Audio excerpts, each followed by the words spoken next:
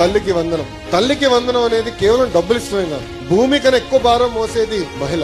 మహిళల్ని గౌరవించాలి, తల్లిని గౌరవించాలనేది తెలుగుదేశం పార్టీ విధానం. ఇది ఇప్పుడు కాదు, విశ్వవిఖ్యాత నట సార్వభౌమ స్వర్గశ్రీ నందమూరి తారక రామారావు గారి దగ్గర నుంచి బాబు గారి వరకు జరిగేది.